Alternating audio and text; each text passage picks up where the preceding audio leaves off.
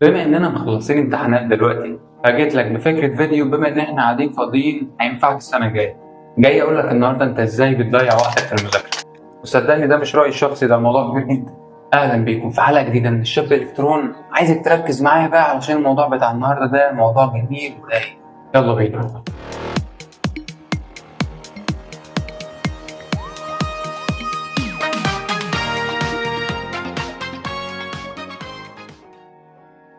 الكمبيوتر عنده حاجه اسمها الرام، وده الميموري اللي هو بيشتغل بيه دلوقتي. يعني لما انت بتفتح برامج كتير الرام دي بتتملي، وكل ما بتتملي اكتر كل ما الجهاز بتاعك بيهنج لغايه ما تتملي على الاخر والجهاز بتاعك ممكن يقف خالص. هو دماغك بقى عنده نفس الحاجه دي بالظبط، واسمها الوركينج ميموري. ودي الحاجه اللي انت بتستخدمها لو انت بتذاكر او بتحل مساله او بتتكلم مع حد. بعد ما عرفت ان في رام دلوقتي في دماغك، خليني اقول لك هي كام جيجا بقى.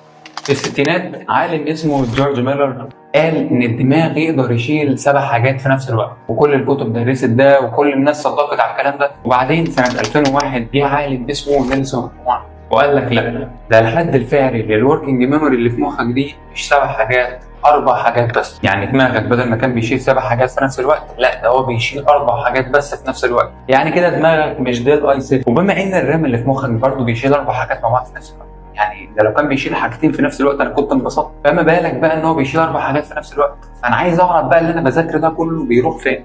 خليني اقول لك ان في القرن ال19 عالم الماني اسمه ايبنج هاوس حفظ آلاف الكلمات وعمل تجارب كتير على نفسه من النوعيه دي، واكتشف ان اول ساعه بعد ما تذاكر او تحفظ حاجه انت بتكون نسيت 50% من اللي انت قريته. على مدار ال 24 ساعه فانت بتكون نسيت 70%، وفي اسبوع فانت بتكون نسيت 90%. يعني المذاكره اللي انت عملتها ايام الامتحانات دي كلها دماغك مسحها تستيكه زي ما يكون عمل شيفت ديليت بالظبط. طب المعلومات اللي كانت في دماغك دي كلها بتروح فين؟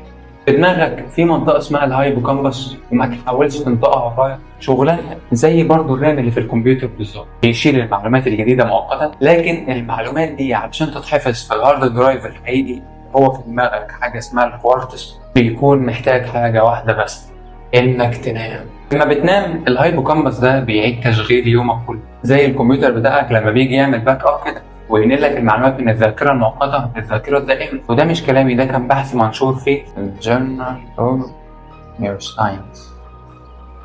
يعني اللي بيصحى الساعه 3 الصبح عشان يذاكر اكتر بيمنع دماغه من انه يحفظ اللي هو ذاكره اصلا. والحل هنا بقى طريقه اسمها السبيسد ريبيتيشن او المراجعه الموزعه. يعني بدل ما تذاكر 8 ساعات في اليوم الواحد هتذاكر ساعتين بس النهارده، ساعتين بس بكره، ساعتين بس بعد بكره. كان في بحث معمول على 800 طالب لقوا ان المذاكره بطريقه السبيسد ريبيتيشن دي احسن 200% في الحفظ على المدى البعيد. طريقه السبيسد ريبيتيشن انت مش بتذاكر اقل، انت بتذاكر اذكى. دماغك رام قادر يشيل 4 حاجات في نفس الوقت بس، وبتنسى 50% في ساعه لو ما عدتش على المعلومه. والنوم هو زرار السيف الوحيد للمعلومه دي. وطبعا انت قاعد تتفرج على الفيديو ده دلوقتي والرام بتاع دماغك في حاجه تانية خالص، بس مش مشكله ان الموضوع ده انا متاكد ان هو هيفضل في دماغك او مش هيفضل، يعني على حسب الهايبوكامبس.